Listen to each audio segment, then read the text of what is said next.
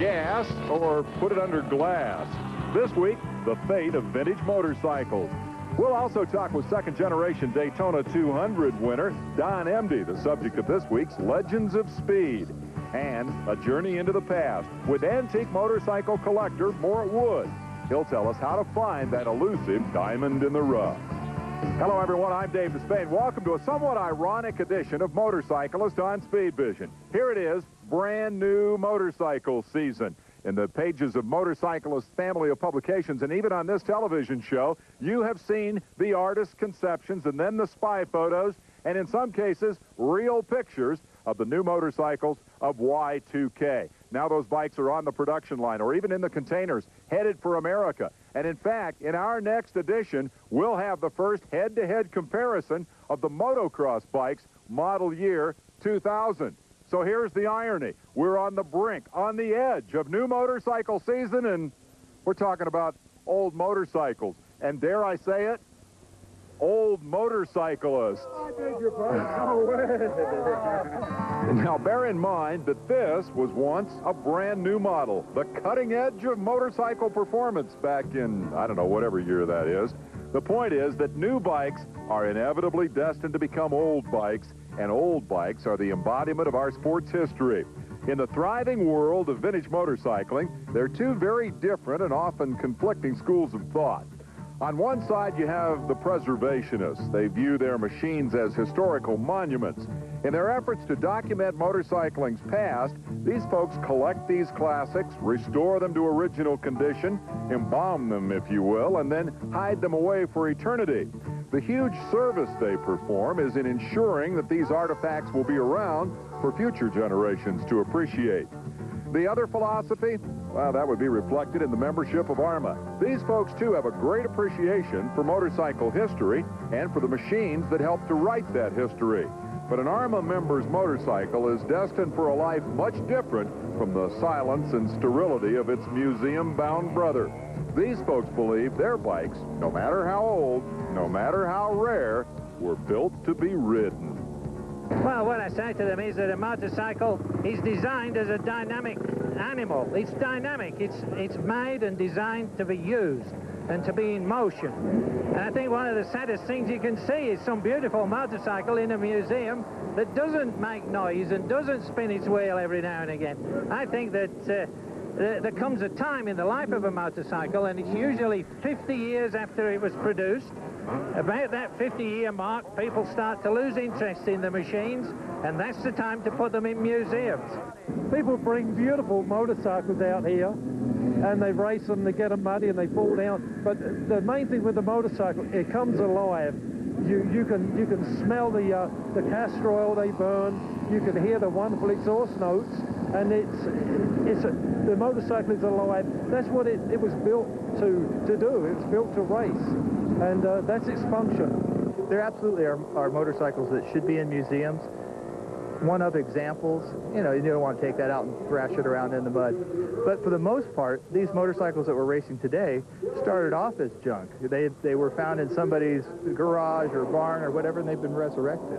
So anything we do to them out here today in the mud and blood and the guts and all that stuff, we can put it back into that condition again. That's what the sport's all about. They were made to ride. If the guys want to ride them, boy, let them ride them. There's some that are museum pieces like Iannucci's Redmond Honda, something like that, but it was really neat watching them start it up and ride it around Steamboat's racetrack. When was that, last year before last? That was really neat, and you'd never see that if they were museum pieces. I want to preserve this one because this is in such perfect condition for being a dirt tracker, but it was a factory bike, so they could replace parts every time something broke. I'd like to bring it over to Europe and let them see it over there because it's so different, and it was really unique because, and we want to preserve it because these were handmade basically in Southern California by a team of American mechanics, which was very non-traditional for the Japanese to let two Americans build the bike they wanted to build, and they would be different than Terry Pooby's bike or Ricky Graham's bike, who were on the same team, and they were thus even painted differently. So it's better that this one just stays right here. I think it draws more attention than getting lost in a crowd of dirt. potentially goes off the end of the straightaway or something. Well, they were made to be raced, and I think it's almost like a museum on wheels. People come here to the ARMA races to see motorcycles go, but they also come to see these unique bikes. They couldn't see them if people didn't bring them around the country and put them on the racetrack and let you see how it was back when these bikes were the #1 things to ride on. Whether it's a 350 Honda or a $40,000 matchless, I mean, that's what they were meant for. They're race bikes. You know, you don't take a racehorse and put them on a mantle after they're through racing, do they? I mean, they don't kill them. Oh, there you go. Impeccable logic. When we come back, we're going to drag Motorcyclist Magazine's John Burns into this debate.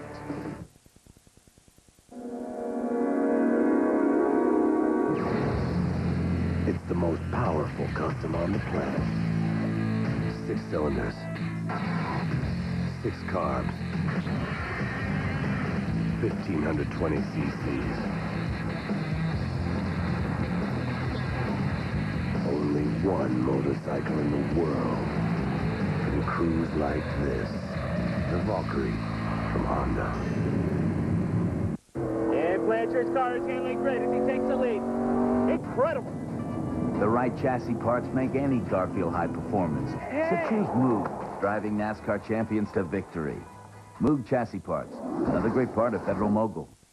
This Speed Vision Tech Tip is presented by X1R Performance Lubricants. Make sure your windshield wiper fluid is full. You never know when something may obstruct your view, and you'll need to clean your windshield on the fly.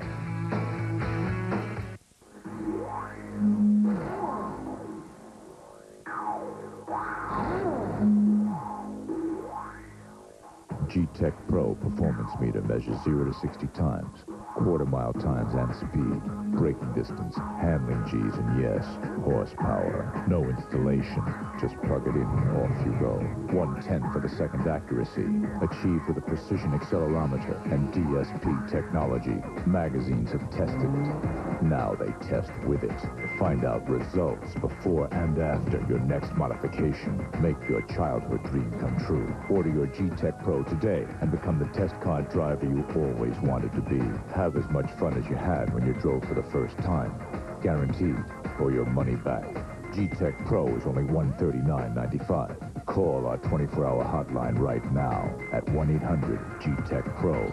That's 1-800-483-2477. Motorcyclist on Speed Vision is being brought to you by Honda Motorcycles. Cruise in and get great financing on Honda Customs. Welcome back. For these guys, there is no question whether or not to race your old motorcycle. They're going to do so on a 1.8-mile street circuit, the only one on which bikes race in America. It's filled with rocks and trees and street signs and other things on which to smash your priceless antique. I feel confident motorcyclist John Burns will see it exactly my way. Dave, you're missing the point as usual. While 5% of the bikes out here might be considered priceless artifacts, by far the greater number, about 95% of the things out here are bikes that might have been best left in back of Aunt Bertha's barn. Let me show you what I mean. Certainly, it's not a museum piece. It's a classic and it's a vintage, and it's a little bit higher budget than my buddy Daryl's, but nobody's going to put it in a museum anytime soon. These are great bikes. You can't beat them. The Hondas keep running forever, and you can get motors for the CBs for $200–300. Where some of these other bikes, he has problems with his B50, and it takes, it's tough for him to get parts. And these you can get parts for cheap, and they're all around.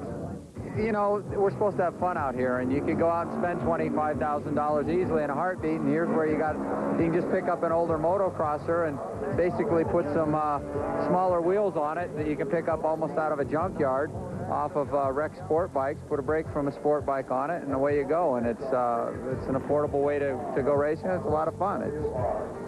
You have all the speed you want, Well, I'm running a 1990 Yamaha, which is the newest one allowed in Battle of the Twins two-stroke. And that bike also can be run with the current AMA series. Not quite as competitive with the new bikes, but it's still a fun bike to race. So I've got more choices of places to go. Chris is going to upgrade to my class today and see if he can catch up to me. I'm worried he's going to probably be leaving me behind. He's pretty fast. Oh, it's great fun. Running against guys with bikes that are newer. I run this bike in CRA at Brainerd too against the modern bikes. and it's so satisfying when you're, you know, flying down a straightaway and you pass a bike and he looks again and he looks again and says, what the hell is that just flew by me with 10 miles an hour in hand? So it's good fun. I'm leading both the 350 GP series and the 500 Premier class, which is also equivalent to the GP classes of the 60s, and I'm the points leader in both classes. So I've got guys nipping at my tail. I'm out of about 8,000 points I've accumulated so far in each class. I'm 35 points ahead of one fellow and 350 or 60 ahead of the other. So I've got my own problems aside from having a new expensive bike. So there is some competition there, yes. Okay, maybe these guys have proved Vern's point. And in any case, I love the idea of beating the guy who's outspending you, Checkbook Racing. Let me add this report. Number 912 is budget racer Christopher Spargo. You heard from him earlier. Chris got the whole shot of the vintage class, and by day's end, he'd taken a couple of third-place finishes.